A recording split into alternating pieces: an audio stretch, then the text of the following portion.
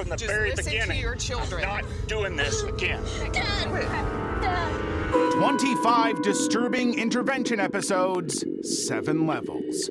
This Iceberg features some of the most psychotically twisted intervention episodes ever aired. We'll start with some of the uncomfortable ones, but the deeper we go, the darker it gets. So, let's start at the tip of this iceberg. Level 1. Air Can Funeral. Allison sat upright, staring straight into the camera with a blank, unreadable face. Then out of nowhere, she shouted, Like I'm walking on sunshine. In that moment, millions of people watching intervention saw what it really meant to be addicted to inhalants. It was a slow-motion death sentence, and 24-year-old Allison was right at the end of it. She grew up in Newport, Rhode Island, and on the surface, her life looked fine. But behind closed doors, it couldn't be farther from the truth. She carried a deep, traumatizing secret for years. When she finally told her mother she'd been molested, her mother's reaction was dismissive, ultimately destroying their bond and creating a rift that only got bigger with time. Despite everything, she managed to excel in school, even getting accepted into college as a pre-med student. But Allison never got professional help, so the traumas she faced never really went away. She just kept pushing forward until one day she reached a breaking point. Allison discovered something called duster in her teens. It was a can of compressed gas typically used to clean keyboards and electronics, but that small discovery would lead to a ruthless cycle of addiction. By the time producers began filming her in 2007, her addiction had already caused serious brain damage. Her motor skills were fading, and she had lost sensation in parts of her face. However, Allison didn't care. Nothing and nobody mattered to her. When interventionist Jeff Van Vonderen was brought in, he immediately saw how serious the situation was. He'd worked on dozens of cases before, but Allison's condition was one of the worst he had ever encountered, and time was running out. So, he made a brutal decision that shocked even the production team. He had her cats removed. When Jeff told her the cats were gone, Allison fell apart, sobbing uncontrollably. It was the first moment something actually cut through her haze of addiction, and she finally agreed to undergo treatment.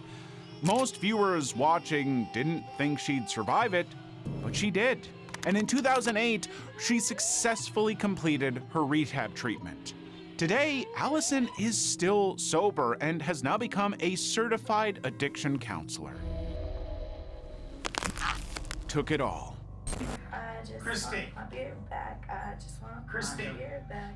Your family is not giving you the thing that you want. From the very first seconds Christy entered intervention, it was clear to viewers that this episode was operating on a different level of instability. Her mental state had deteriorated to the point where she could no longer form coherent thoughts and would rant for long stretches. In most scenes, Christy appeared fully nude, either pacing indoors or wandering outside in plain view. She seemed unaware or completely indifferent to the fact that she was naked in public. When the episode aired, Christy was only 24 years old, but her physical state, worn down by years of crystal meth and alcohol abuse, made her appear much older. However, the moment interventionist Ken Seeley sat down with Christy, the situation escalated. She mocked him openly, insulted her family, and treated the entire process like a joke. She made it brutally clear that she wasn't going anywhere. And at some point, she even grabbed a bottle and continued drinking right in front of them. Ken plainly told her that she no longer had room for negotiation and that the next steps were either treatment or jail. Faced with that reality, Christy finally agreed to go to rehab.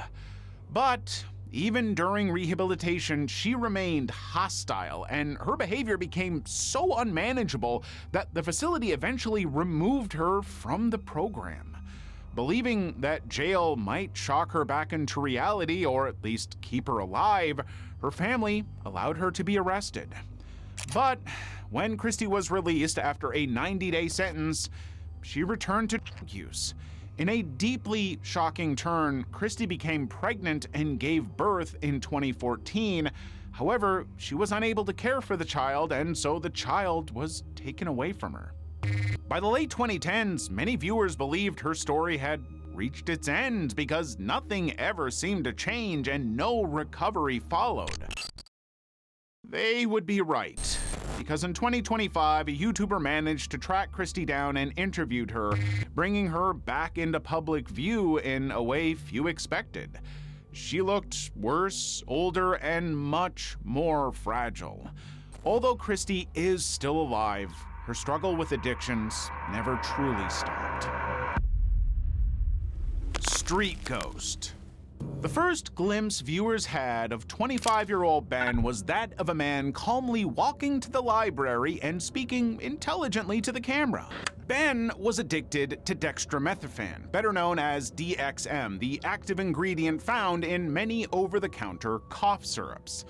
While the is legal and easily available, abusing it in high doses can trigger hallucinations and, over time, full-blown psychosis. And that's exactly what happened to Ben.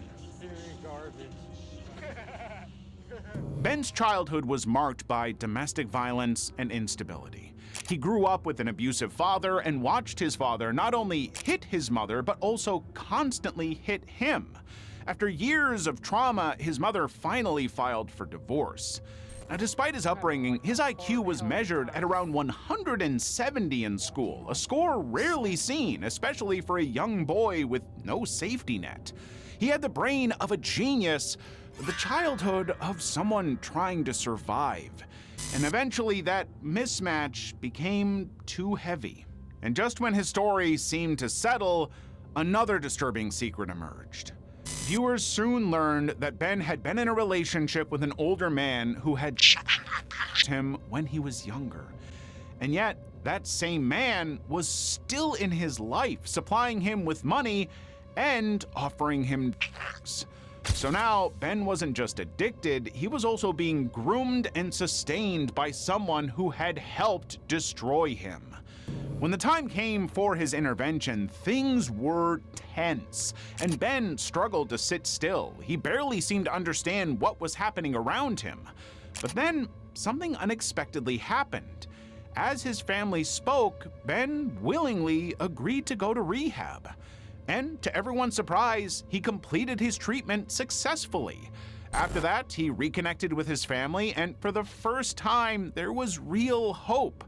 For years, there were no updates until late December 2016, when past viewers discovered that Ben had passed away.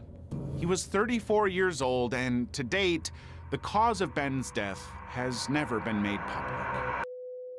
Level 2, Brittany Howard. I'm an addict to just... That was the first thing viewers heard when Brittany's episode of Interventions came on. What followed became one of the most unsettling and emotionally complicated episodes the show had ever aired. Brittany grew up in Southeast Michigan in what appeared to be a supportive household, and for a long time she talked openly about wanting to become a police officer. There were no obvious signs that her life would eventually collapse so completely. But unknown to people watching, Brittany was carrying a deep trauma that she never healed from.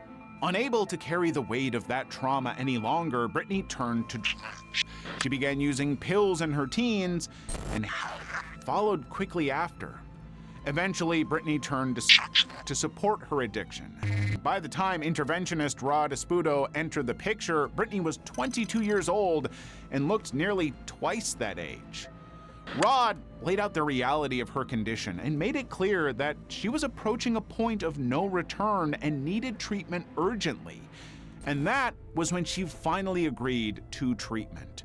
But her recovery was anything but smooth. Brittany relapsed on Suboxone after leaving rehab and consistently remained a struggle. However, she kept trying, and by 2013, she had achieved sobriety and enrolled in nursing school, slowly rebuilding her life. Unfortunately, in August of 2016, she relapsed and died from a overdose. She was only 25 years old. Brittany and Terry K. By the time cameras arrived, Brittany had already died twice. 2 overdoses, 2 separate resuscitations. And none of it mattered to her anymore. She was 21 years old, but her arms were already shredded from dozens of injections every single day. Brittany was cycling through stimulants at a terrifying pace, including cocaine. To fund her addiction, Brittany frequently stole from her own family, forcing them to install heavy-duty padlocks throughout their home just to protect their belongings. What made Brittany truly terrifying to watch was how little she feared death. She had already crossed that boundary twice before and came back, and that made her dangerous not only to herself, but to everyone in the room. However, while Brittany was unraveling in Michigan, another addict was disintegrating more quietly across the border in Ontario. 32-year-old Terry K was a trained chef spending nearly $500 a day on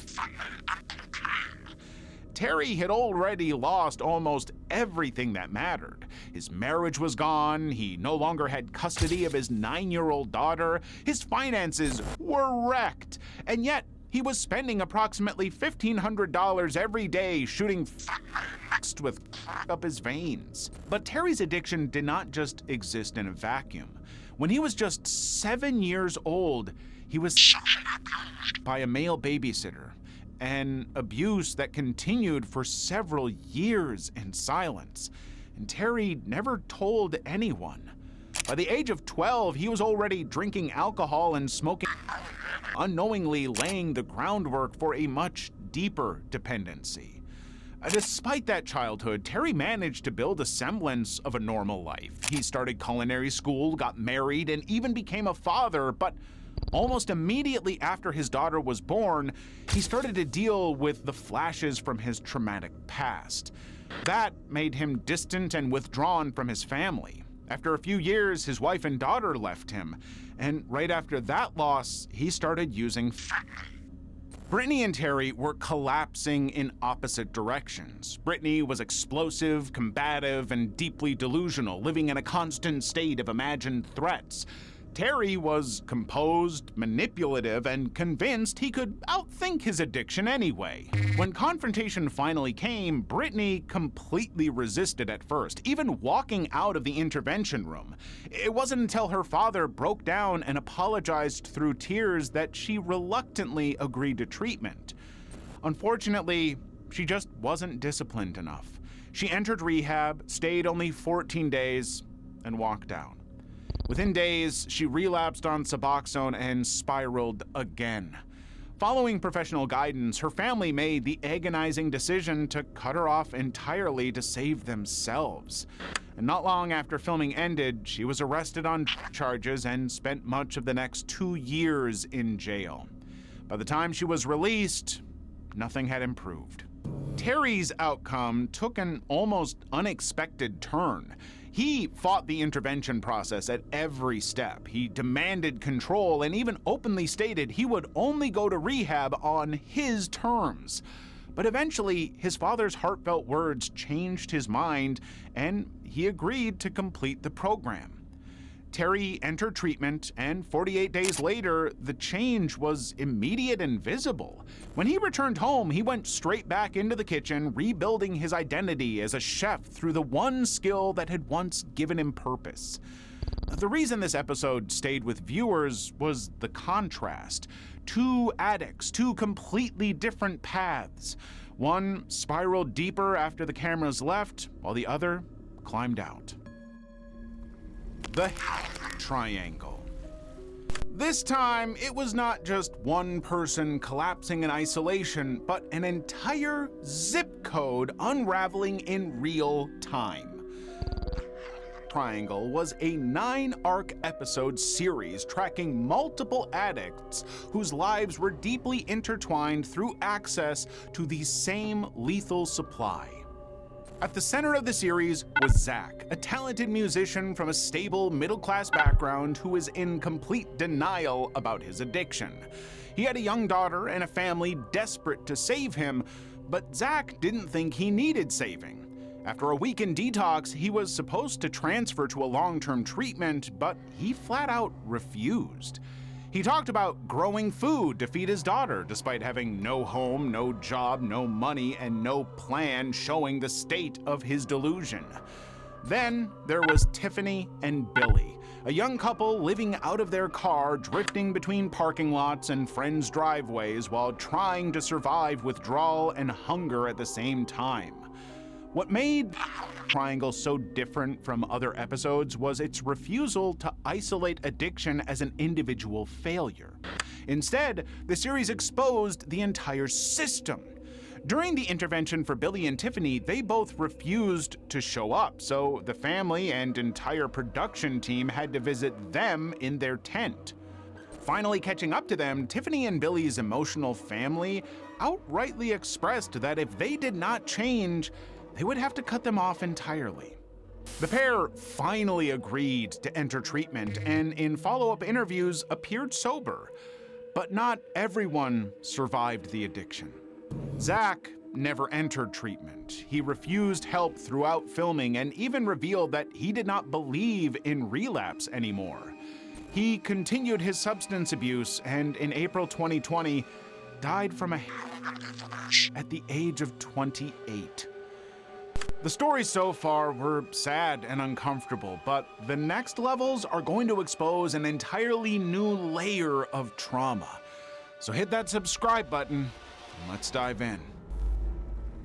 Level 3, Mountain. 6 months ago, if I would have saw somebody doing exactly what I'm doing, I would have thought it was so gross.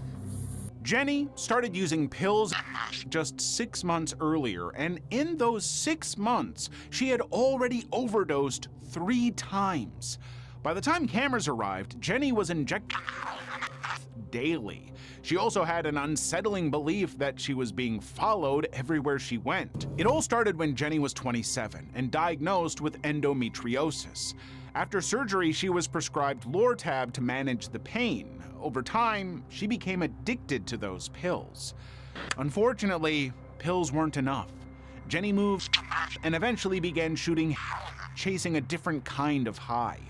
During her intervention, she immediately became overwhelmed and emotional, breaking down as the reality of her condition was placed in front of her.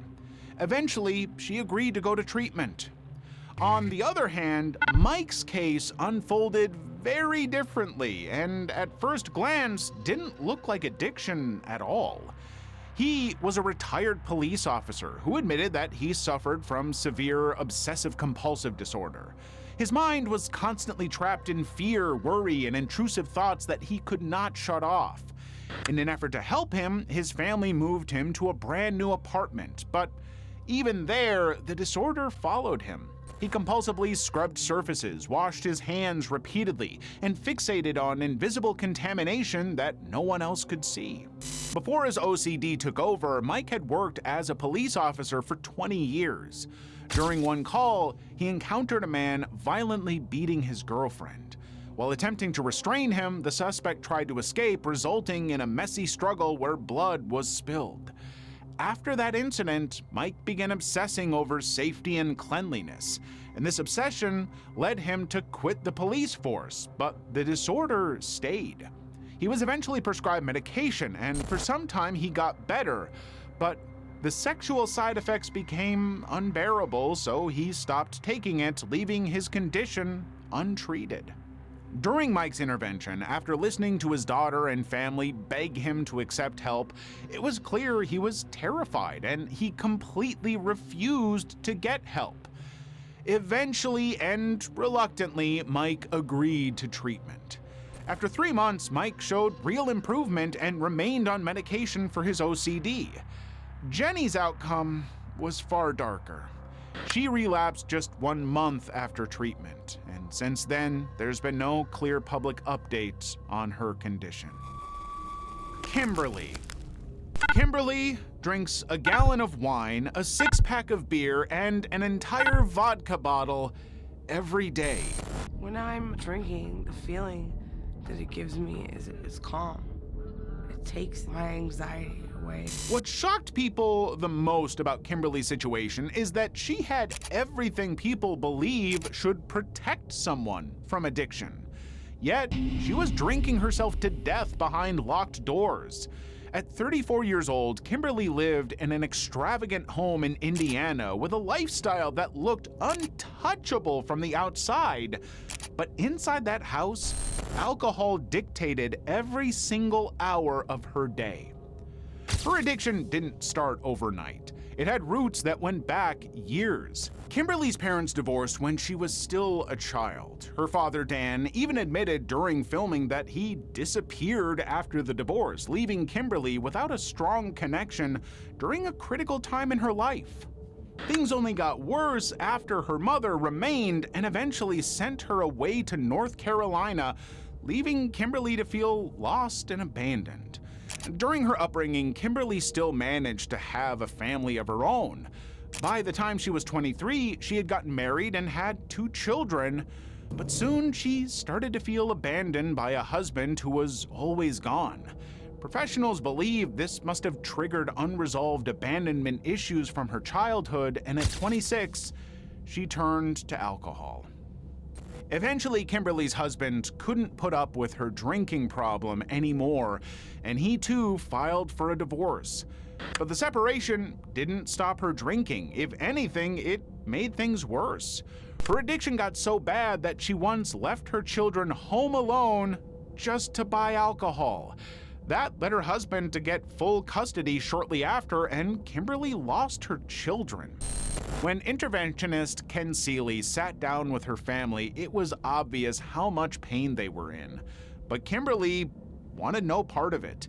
The first thing she did when she saw her family was shut the conversation down completely. When Kimberly sat down and read the letters her children had written for her, for the first time in the episode, she listened without resistance. The words hit her so hard that she agreed to treatment with almost no pushback. She entered rehab and completed the program. For a few days, it seemed like she might actually have made it out, but only 4 days later, she was pulled over and arrested for driving under the influence. A police officer smelled alcohol in the car, and the test confirmed what many feared. She had walked out of rehab and walked right back into the cycle. Kimberly was sentenced to 120 days in prison. The details about her current condition remain private, but as of the latest available information, Kimberly is still alive.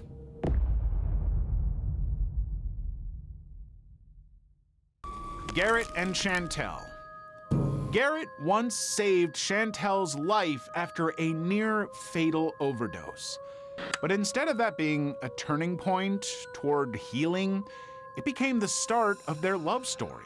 By the time cameras met them in California, Garrett and Chantel were spending up to $200 fentanyl and methamphetamine daily. Chantel and Garrett have both gone through dramatic physical changes because of their use. Interventionist Ken Seeley knew right away this wouldn't be a normal case. This was a couple using each other as a protective shield, and the goal was to break the cycle they kept calling love first. Their families forced them to confront the truth head on. The drugs were killing them and killing the people who loved them too. The couple, in an unexpected moment, agreed to go for treatment. Garrett and Chantel checked into treatment as a couple, something the show almost never documents because joint recovery is usually discouraged. But in this case, the decision worked. Level 4. Cassandra and Steven. The camera opened on a dim motel room surrounded by used syringes and a trash bin stuffed with fast food wrappers. Cassandra and Stephen were both 30 years old. They were engaged, in love, and by the time intervention found them, they were injecting smoking around the clock. As a child, Cassandra was a top student and a nationally ranked rhythmic gymnast. She followed her father's footsteps into the Air Force and as an air traffic controller. But while deployed in the UAE, Cassandra suffered military trauma. She attempted to handle the trauma alone, but this only led her to self-harm and a bipolar diagnosis, resulting in her discharge from the military. At the age of 23, she turned to heroin and to escape the pain. Stephen, on the other hand, had witnessed something tragic happen to his uncle at just 15. He began using painkillers at 16 and moved to intravenous use in his early 20s. When interventionist Ken Seeley met with them, they made it clear that Cassandra and Stephen would die if nothing changed. At first, the couple felt blindsided by the intervention and by the lack of warning. But after they listened to their families, they both decided to go to rehab. In a surprising twist, Cassandra left the treatment after 45 days. Stephen didn't, and instead continued to fight through the sickness. He completed treatment and remained sober after the episode ended. Cassandra, meanwhile, continued to struggle, never fully stepping out of the shadow of relapse. The family. When Intervention documented Christine and her family, it captured one of the most extreme and unsettling situations the series had ever shown. Chantel, in her mid-20s, Jordan in his early 20s, and Joey, just 18 years old, all began using their mother. Addiction had consumed the entire family unit. The intervention led by Ken Seeley and Sylvia Parsons made it plain that if they did not all seek help, none of them was likely to survive. It involved multiple simultaneous interventions within the same family, with each person being confronted directly about their behavior and its consequences. Ultimately, they all agreed to enter treatment. However, Christine left after only a few days, overwhelmed and unprepared. Eventually, all of her kids left except Tim, who completed his program. A family of 4, and only one had managed to make it out. Tanisha. When Intervention met Tanisha, she was no longer the woman who once moved effortlessly through VIP rooms, standing just a few feet away from the music industry's biggest names. She was 39 years old, homeless, and injected multiple times a day. Only a few years earlier, Tanisha's life looked entirely different. In her 20s and early 30s, she worked as an executive assistant for Snoop Dogg, a position that placed her at the center of a high-profile world filled with celebrities, travel, and financial stability. Then, in 2015, everything collapsed in one single moment. Tanisha witnessed her fiancé being right in front of her, leaving her with severe trauma. After the incident, Tanisha was consumed by grief and post-traumatic stress. Trying to numb the pain, she turned to substance abuse. Now, that moment marked the beginning of Tanisha's descent because she quickly became addicted. Despite this, Tanisha always came across as gentle, soft-spoken, and painfully self-aware, which made her situation even harder to watch. The intervention was led by Donna Chavot, surrounded by her female relatives. They told her how it was, that watching her use felt like watching her die slowly, and that they could not stand by any longer. Overwhelmed, Tanisha got emotional and finally agreed to treatment. Completing a long-term treatment program, she finally achieved sobriety in 2019. But sobriety does not erase the trauma of witnessing her fiancé's death. And with no public record confirming long-term therapy or a consistent psychological treatment, the risk of relapse remains. Brett Kanzler. Brett Kanzler was already dying when his intervention episode was filmed. At 43 years old, Brett was a late-stage alcoholic, drinking an estimated 1.5 gallons of vodka every single day. Before addiction swallowed his life, Brett had been a successful businessman in Washington, a husband and a father who once provided stability and structure for his family. Over time, he lost his job and started taking alcohol to the point where stopping was no longer a choice. When Brett was 42, his family staged an intervention. He went through a 3-day detox program and later entered a 28-day treatment facility. But just days after leaving, Brett started drinking again.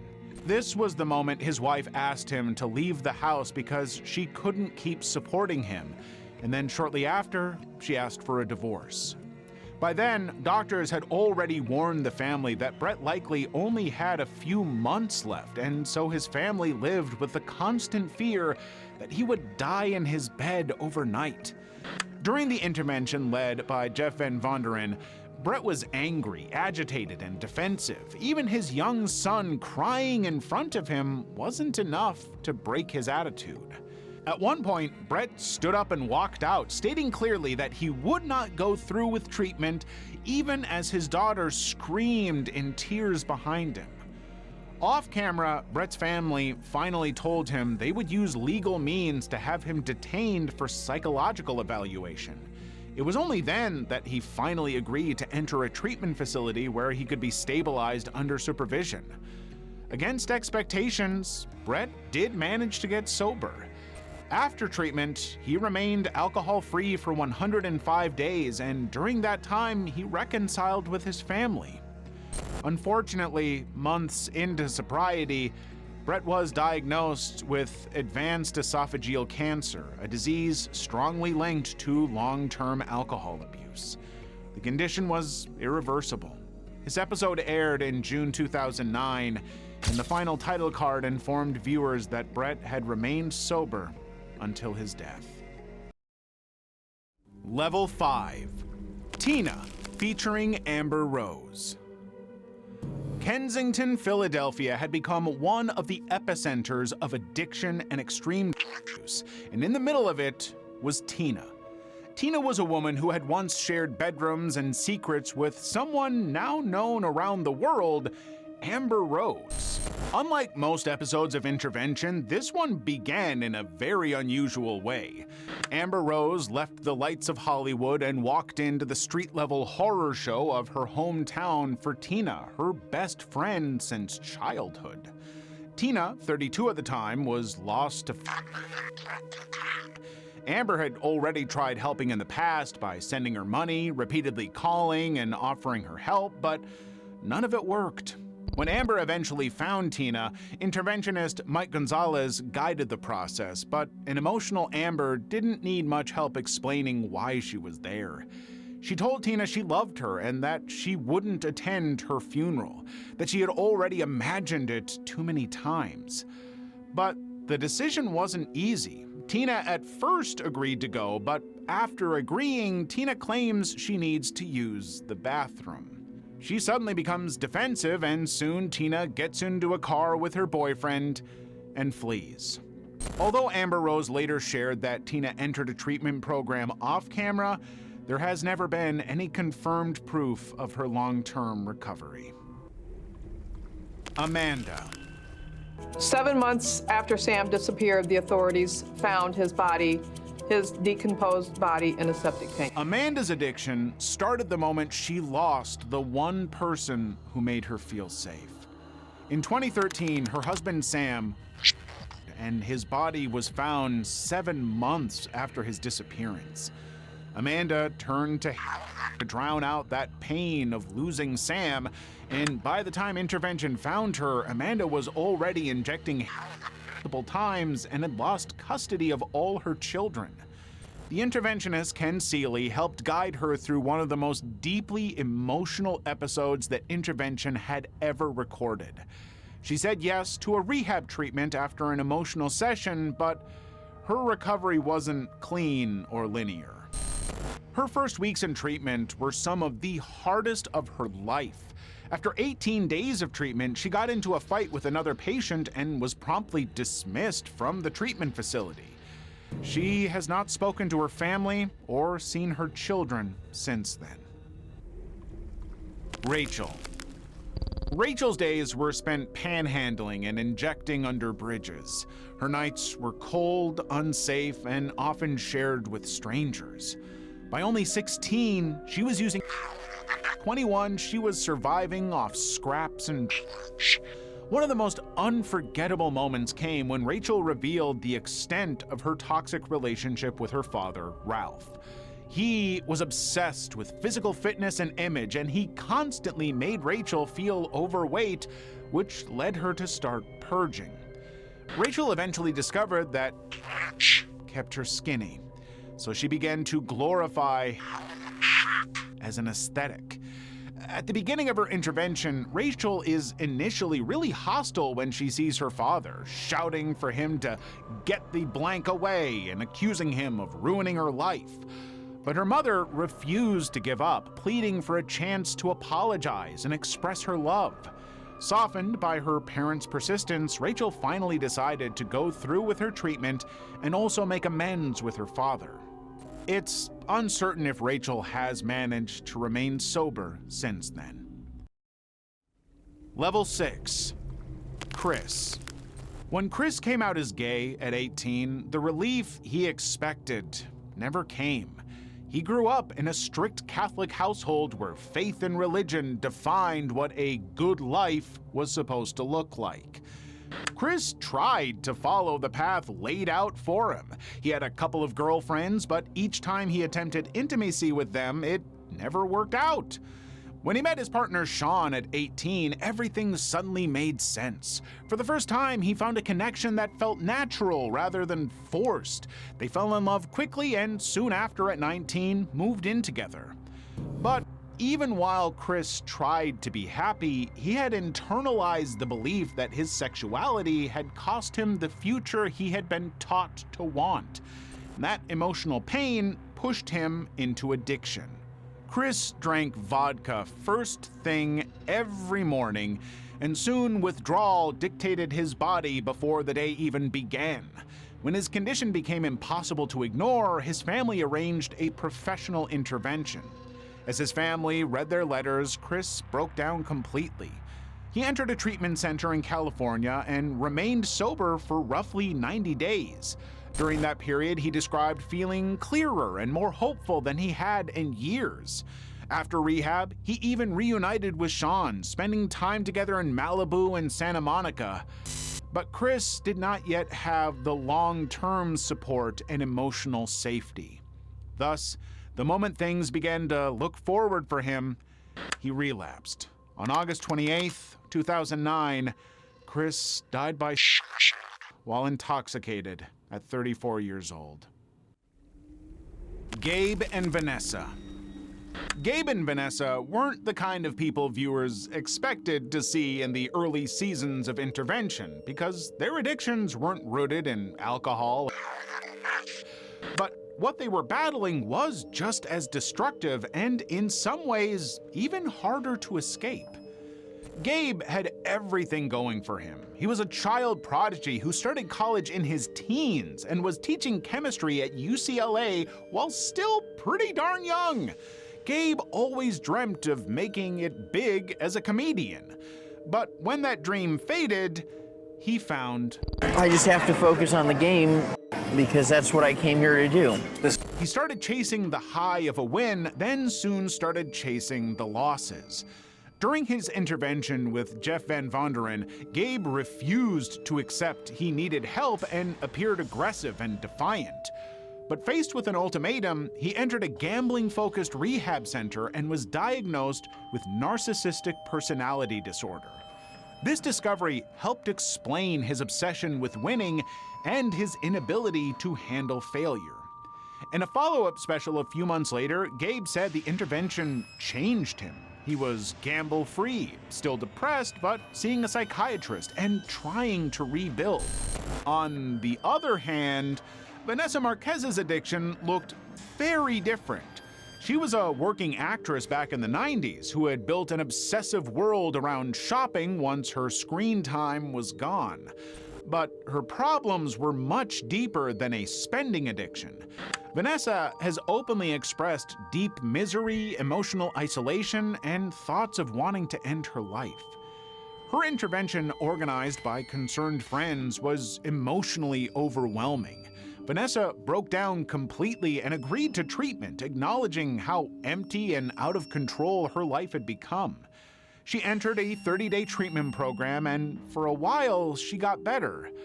But life outside the center didn't get easier. She admitted she didn't consider the intervention successful in the long term because her spending patterns came back.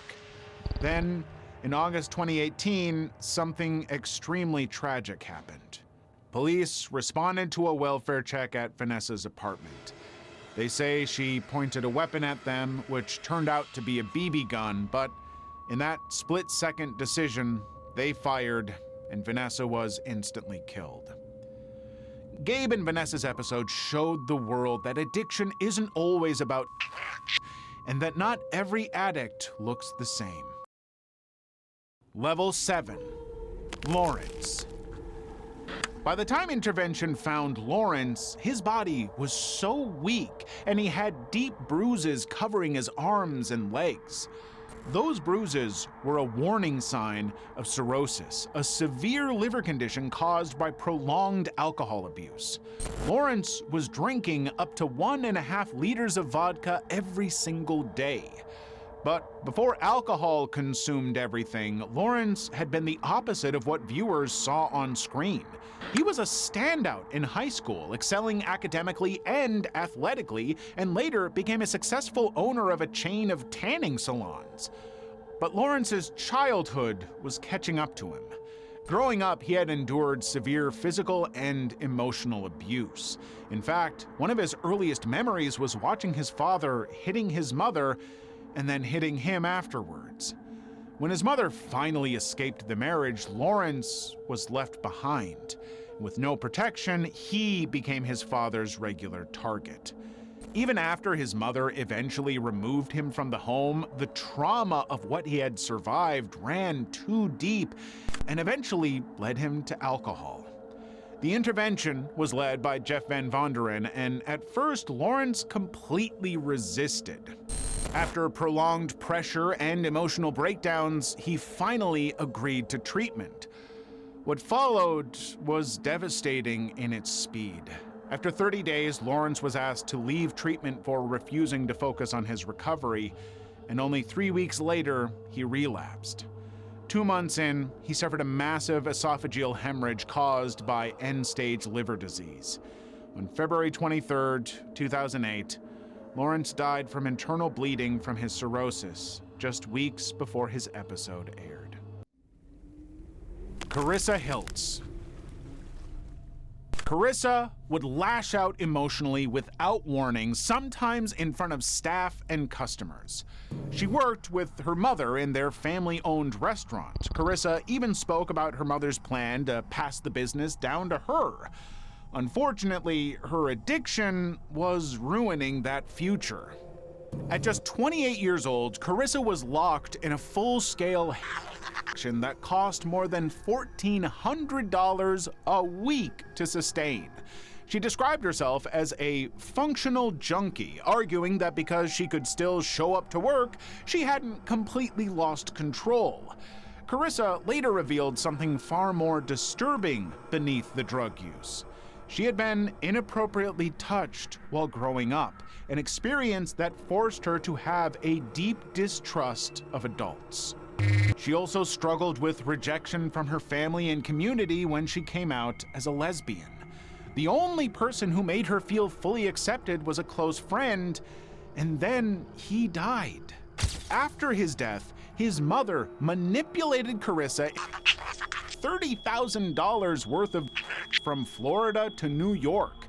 She was eventually arrested, and after getting out of jail, she went to rehab. But 15 months later, after following a painful breakup, she relapsed. When the intervention finally took place, Carissa was furious and even attempted to flee when she saw the team. But upon hearing her family's emotional pleas, she decided to enter rehab. In a follow-up, Carissa reveals that after leaving her first treatment attempt, she returned home and overdosed twice in 4 days, actually dying for several minutes. These near-death experiences finally aligned her mind and heart to stay sober. Not long after returning home from treatment and completely sober, Carissa was walking back to her house when she was struck by a vehicle. Tragically, she died from her injuries. Carissa was also sober when the traffic accident happened. After years of overdoses, the thing that took Carissa's life was not heroin or a relapse, but a sudden accident on an ordinary walk home. Dylan Brewer. Dylan was already living in a den with his father when intervention found him injected every single day inside a filthy trailer. At just 20 years old, Dylan was sharing that trailer with the father who had abandoned him as a child. His father was a violent alcoholic who regularly, and after his parents' bitter divorce, Dylan lost what little structure he had. By his late teens, the trailer he lived in with his father became a full-scale drug environment. Dylan even stole and pawned belongings to fund his habit, showing little remorse for the harm he caused. Despite this, his mother Tammy never stopped trying. She continued bringing him food, pleading with him to quit, and checking on him constantly. When interventionist Jeff Van Vonderen stepped in, he told Dylan that his future led to only 2 places: prison or death. But what eventually moved him was seeing his mother in pain. Dylan agreed to treatment, but he openly stated that he was doing it primarily for her. He entered a 90-day rehab program to address both his meth addiction and the trauma that fueled it. Dylan remained in treatment for 31 days, but the recovery sadly did not last. In November of 2011, 4 years after his episode aired, Dylan's life ended in a way that shocked even those familiar with his struggles. While intoxicated and emotionally unstable, Dylan assaulted his girlfriend and then barricaded himself inside his mother's home with firearms. Oklahoma law enforcement surrounded the house after reports of gunfire. During the standoff, Dylan fired a shot into the air and threatened to take his own life.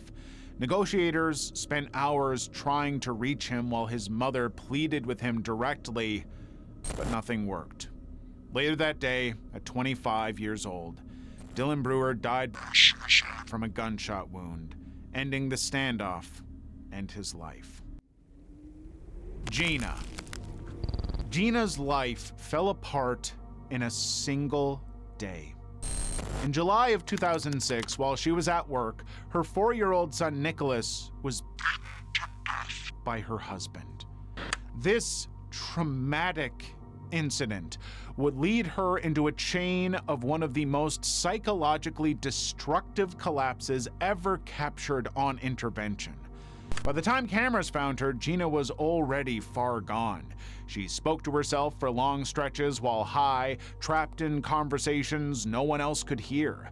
She also admitted she had done everything possible to get. Gina did not grow up with protection or stability. Her father was incarcerated for most of her childhood, leaving her isolated and emotionally alone. To make things worse, her mother had been addicted since Gina was born, so she grew up around consistent. At 13 years old, Gina tried for the first time, encouraged by one of her mother's friends. It was presented as something normal to her. After she smoked it, she liked the way it made her feel and became hooked on it. She started using it regularly and by 15 dropped out of school. At 17, Gina suddenly became pregnant. This led her to stop using completely. She also stopped partying and tried to become more responsible for her baby. Even though Gina was surrounded by generations of addiction, she was determined to build a stable life for her son Nicholas by becoming a devoted and attentive mother. By every visible measure, she had escaped the patterns she was born into. But everything changed when she met her husband, Donnie. 5 months after she got married to him, Donnie called Gina to tell her that something awful had happened to her son. When she finally met her son at the hospital, she found him in a gruesome state, slipping into a coma. And 3 days later, he was dead. Donnie eventually confessed that he had been drinking and had beaten the kid. And that was her breaking point, sending her into complete insanity. She turned to methamphetamine, an addiction that quickly became difficult to let go of. Gina's intervention was led by Jeff Van Vonderen, but what defined it was the presence of Gina's female relatives, including her grandmother, aunts, and sisters. During the intervention, Gina's sister delivered a powerful ultimatum. Overwhelmed by emotions, Gina finally agreed to treatment. She later moved to a new city to start over and is now volunteering with a grief support group. Donnie Asher, the man responsible for the tragic death of her son, was ultimately charged with multiple counts of aggravated homicide and sentenced to life imprisonment. We just went through some of the heaviest intervention episodes ever. And if you want something even darker, then check out our most disturbing To Catch a Predator Iceberg.